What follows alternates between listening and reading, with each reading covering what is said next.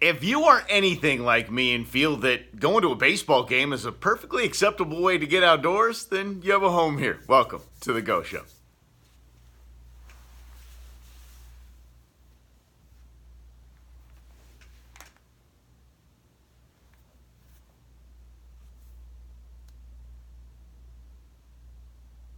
And you can find us on Facebook, facebook.com/The Go Show with Mike Russell, and on Instagram at The Go Show with Mike Russell.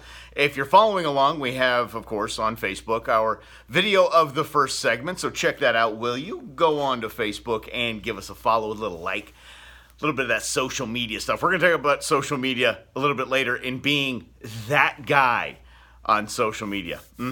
Yeah. I've been known to be that guy. Oh, man, and I get to give Ron Nixon some heat, too. Ron Nixon's going to be here on the show. He's got an amazing story from Broadhead Nation. He went out to Australia on a red stag hunt, so he's going to tell us all about that. There's a very teachable moment at the end of that as well. That's going to be at the end of the show, the second hour, the majority of the second hour, as we always start the second hour with headlines. So thank you for being here. We celebrate all things outdoors in this beautiful outdoor playground of the state that we live in. We're so happy that you spent a couple of hours of your weekend. Intern Sarah, I know she appreciates it, with her face buried in her phone over there. Yeah. But once again, we're back here in the Big Boy Studios because there's a U of A picture behind me, so she is very excited about that. And if you can't see that on Facebook, let me help you out with that. There it is right there. Yeah. So that's why Intern Sarah likes to be here, because she is about to head down south to Tucson and become a wildcat. So we congratulate her. We're excited for her. And then Intern Beans will then take over. Her replacement is being groomed and trained as we speak. And maybe get her in here next weekend for a little bit of training. And by training, I mean just sit over there and make snarky faces at me and roll your eyes a lot and eat Skittles. That's what being an intern is here. And maybe doing some social media stuff. Just making sure that the Facebook video is up.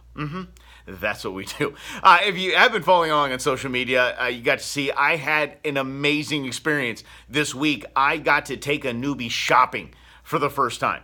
And it was fun on a lot of levels. I always encourage every one of us to take a newbie, to take someone that has never been fishing, never been hunting, never been hiking, never been camping.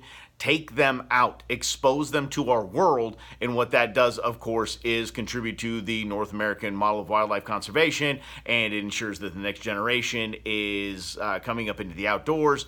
It does a lot of good.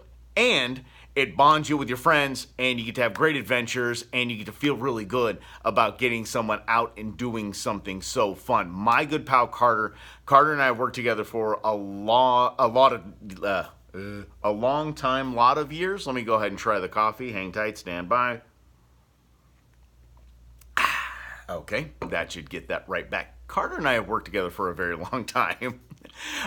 In past years, if you had read any of my blogs, you read anything that I posted online, it had proper sentence structure and proper paragraph structure, and just it didn't look like a 6-year-old wrote it. Thanks, Carter. So Carter edited all of my stuff. I just sent it to him, and he made it nice.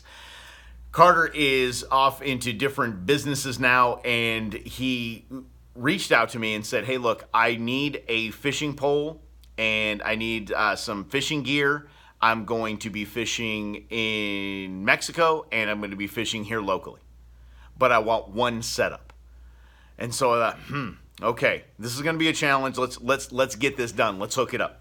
And he said he could meet me we met out at Cabela's, and he said that the day before he was out at a store, and he's not going to mention which store, could have been that store, I'm just saying could have been any store, and he was not treated well. Ladies and gentlemen, if you are an employee at any outdoor capacity, could be REI, could be Bass Pro, could be Cabela's, could be Sportsman's, you are the front lines. People come into your stores like with this look on their face, very intimidated, right? If you don't give them a good first experience, we might lose them forever. So it is very important that you have the right attitude. Whoever he ran into did not have the right attitude, was treating him like he was some idiot that didn't know what he was doing. but he's a hyper intelligent, awesome guy that just didn't know what he was doing when it came to buying a rod and a reel setup. So I met him out there and we started looking through rods and reels. And the reason why this was so much fun for me is because I get to practice what I preach in don't go whole hog. I know a lot of people would say, oh, he needs this rod, this reel, and you spend $200 on this, it'll last him a lifetime, and another $150 on this. No.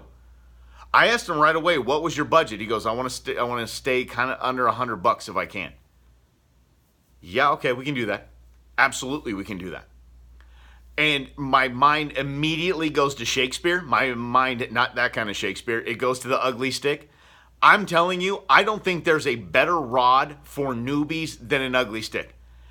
Heck, I have 3 of them. I don't think Shakespeare rods are anything to sneeze at. I know people, oh, the spine isn't right on this and for frogging, and okay, fine, good.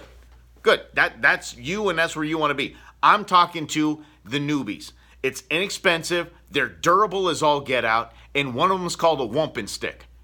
You had me at wumpin stick. I think that's hilarious. He saw it and goes, I have to have that one. Now here it comes. I could have been that guy. You need to get a better rig. No. Oh, you want the wumpin stick? Cool. Let's go. We're in. $29. Yes, we're getting this all done. Then we go and we find the right reels. We find the right stuff that he could hold on. The right reel that could hold the right types of line that he's going to be using. And he looked at me and he said, I've been told several times I need 2 different reels. I need one for saltwater and one for freshwater. Stop. Stop right there. No. You're a newbie. You don't. You don't have to start there. You can get one reel that can hold both types of line and clean it very well every time you're done using it. You should be cleaning your reels anyway. And then use it for both until you get completely hooked and know that you are going to be doing this all the time. Then graduate to a saltwater reel and a freshwater reel. Okay? And the reason why I say that is it's going to take a long time for that corrosion, the salt, and all that. It's going to take longer than him going out 4 or 5 times each way. Okay? And then if that rod's gone, fine. I think we spent $24 on it. Done. Kick it to the curb. Great. Now go invest in something that you know you're going to use, something you know you're going to love. And by the way, you'll probably get, I want the reel to do this instead of that. You'll have a little more information on what you like first. See, that's why this is so much fun to me. And it should be fun to everybody else. I know the stores want to make a bigger sale. I know I don't know if they work on commission or bonuses or whatever it is. But you have to know the importance of somebody coming into your shop for the first time and not knowing what they're doing. They need to have a good, easy experience. Okay, is that fair to say? I hope I'm not trying to, we don't need to baby them or coddle them. We just don't need to treat them like they're a bunch of idiots. We don't need, you don't know what kind of reel you want? You don't know what kind of line you're going to use?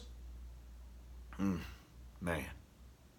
And there were things where I thought, you know something, I could probably teach him how to put a leader on some braided line or something like that. I could probably teach him how to do all of that. No. No.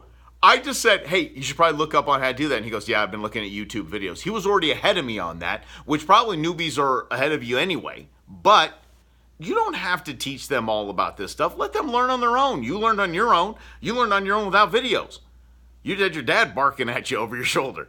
Okay? So let them use YouTube to teach them how to attach lines. And by the way, leader lines, I hate tying leader lines. It's something about it. I'm not a fan. I talked about that last week on the show when we were talking about different types of fishing lines. I just hate doing it. And if you guys have a super easy way, go ahead and mic at GoMikeRussell.com or just fire off on social media. Let me know an easy way that works for tying braided line to a fluorocarbon. And I even got some braided line because I did get him into braided line, by the way. Started him off on braided line for one main reason. I love to feel the vibration of the fish. I love to feel which way the fish is going. I love to be in control like that and feel that. I want him to have that same experience.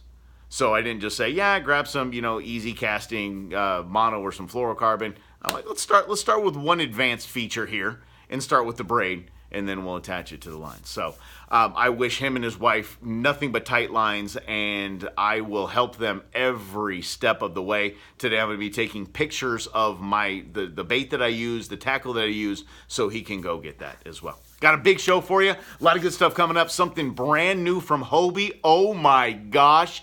It's going to blow your mind. And let's kick off some social media, those guys. It's coming up next right here on The Go Show.